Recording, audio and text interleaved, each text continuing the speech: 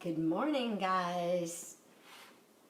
Nice to see you. Time for 11:30 at 11:30. Highlights from the Silver Linings Playbook. Paula Shaw here. And as you can see, I decided not to do the bangs battle today. It's Friday. I figure we all got to take it easy. We're easing into the weekend, which seems a little funny since every day is the weekend these days, but not really. Some of us do have things that we do every day, kind of on a work basis, that, that we feel a sense of responsibility to. So I'm having an interesting experience here. My little camera isn't lit up. It says live, but it's not lit up. So we'll see if this happens or not. I don't know if any of you are watching, if you can actually see me. If the camera's on, if you can tell me that, that would be helpful. So, Friday morning, lots to talk about here. First of all, had an interesting experience this morning. I was gargling because I got a bit of a sore throat last night. And by the way, I want to pass on a couple of tips to you. David Schmidt, who is the leader of a company called LifeWave that makes products that I love. They're phototherapy patches that prompt your body to do all kinds of wonderful things without drugs or chemicals. Anyway, David did a wonderful webinar giving us some health tips for staying healthy during this virus. And one of the things he said that's really good, if you start feeling any sore throat kind of a thing, gargle with hydrogen peroxide. Most of us have that around the house. It's extremely effective in killing the virus. He also did a webinar mentioning that the virus can't live in the presence of copper, and I take a copper supplement every day. So last night, throat was bothering me. I opened up one of the copper capsules and put it in the hydrogen peroxide, and lo and behold, my throat was tons better this morning. Of course, I also threw on the glutathione patches and some X39s, which are extremely helpful. So, what occurred to me this morning was, how do we teach children to gargle? Seriously, we all know how to gargle as adults. I don't remember teaching Aaron and Casey how to gargle, but I'm sure they know how to gargle now. When you really think about it, how do you say to a child, okay, put this liquid in the back of your throat, don't swallow it, just get it to dance around in your throat a little bit. I mean, how do we do it? If any of you have stories to share about teaching children to gargle, I'd love to see them in the comments or private message me. All right, so moving on a little bit here. I'm a little concerned. I don't know how many of you are watching from Southern California. We have had days of consistent pouring rain. This is not like us here in California. So last night I sent a text to my family and officially said, I'm going to stop worrying about the virus and start trying to figure out how to build an ark, because I'm beginning to think this is more of a present moment preoccupation. So any of the others of you that are here in Southern California going, what the heck happened to our amazing weather? I'm with you. I'm with you. So I'm calling this little segment this morning, What Makes Your Spirit Soar? Because it's an interesting time of year, isn't it? Many religions are having spiritual celebrations at this time of year. Jewish people just celebrated Passover. This Sunday we have Easter in Christian religions. Ramadan is being celebrated on the 20th. So there are many interesting, and I'm sure there are many beyond that, other religions that celebrate maybe a kind of a renewal of life, a coming to life at this time of year. And we're in an interesting situation because for the first time maybe in the lifetime of all of us on the planet right now, we can't gather together and celebrate. There's not going to be Easter morning church. And just the other day, I found a picture from when I was a little girl, and we used to, I mean, Sunday morning, Easter Sunday morning was a really big deal. And we had our little gloves and a hat and a special new dress, and it was a big deal. So it's going to be interesting this year for a lot of people not getting together with friends and family. I've shared in the last couple of days that my family is going to be doing a virtual Easter gathering. We're going to be doing a Zoom Easter gathering. And it's going to be very interesting because I've been on several Zoom gatherings where there are a lot of people. And unless you have a very disciplined group and everybody is muted until it's their turn to talk, it can be kind of crazy and a bit of pandemonium.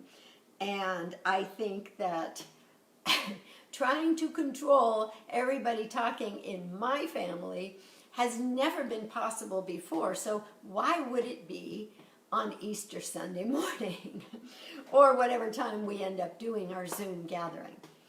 On the plus side, no shopping to do, no eggs to dye, no gifts to buy, no dish to prepare. We're just going to get together. So it should be a very interesting event. I'm going to take just a moment here to read this comment in case somebody is saying, oh, nope, just watching. Because my camera normally lights up with a little green light and it isn't lit up. So I can only hope that you're actually seeing a person with these words. So I was thinking this morning about what makes your spirit soar.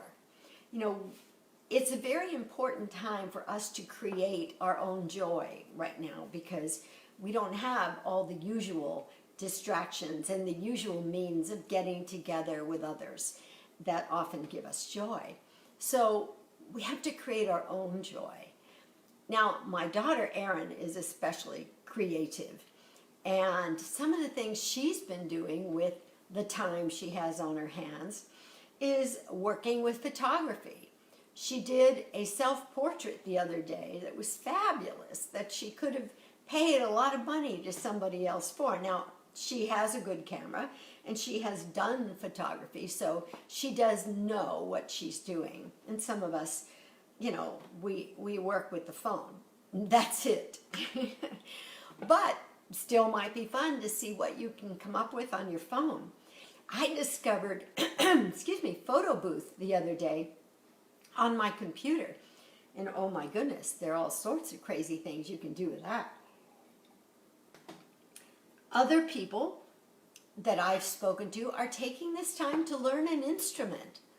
You know, I find dancing and working on new ways, you know, to do things that help with my fitness are great. Yesterday I took a beautiful walk on the golf course in the rain.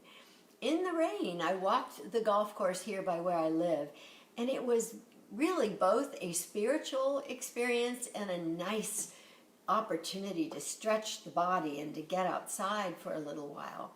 So find those things that you can do that will help not only give you exercise or teach you something, but help your spirit soar. I find that one of the things that helps my spirit soar is learning something new.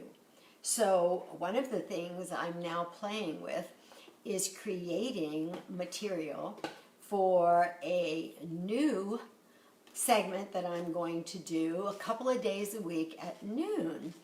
And it's going to be more oriented toward health, energy, and fitness. And none of which, by the way, do I have any kind of credentials in. This is just going to be like me sharing what I know, what I've learned, and what has worked in my own life. And I'm happy to say that at 69 years of age here, I am very healthy. I can do fitness classes with the 20 and 30-year-olds and keep up. And I'm happy. I feel good. So I do have some personal things I would love to share with you that we're going to look at in this other show. I'll be talking more about that next week when I see you on Monday. And remember that the weekend we will not be doing 11:30 at 11:30. We will take a break. And of course you can watch the shows you missed, or the ones from the segments from earlier in this week, if you missed them.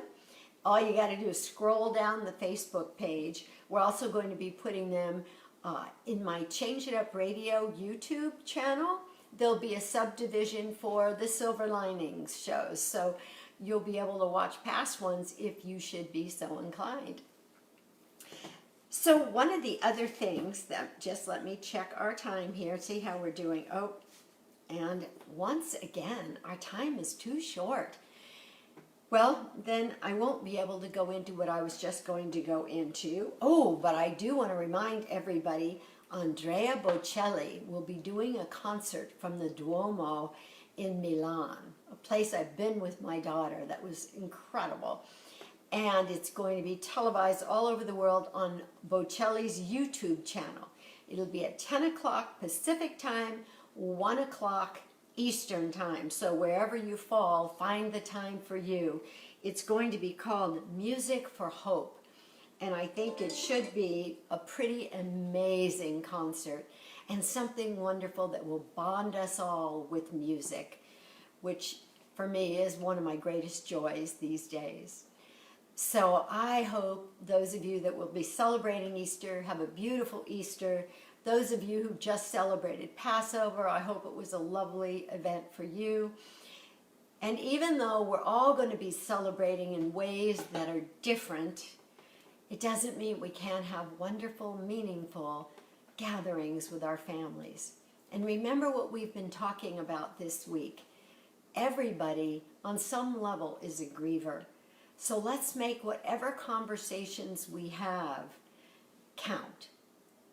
So as you gather, whether it's on Zoom or by phone or however you'll be connecting with your loved ones this weekend, make sure you say something to someone that comes from your heart, that they can hear with their heart, that might soothe any emotional pain or distress or fear or discouragement that they could be experiencing.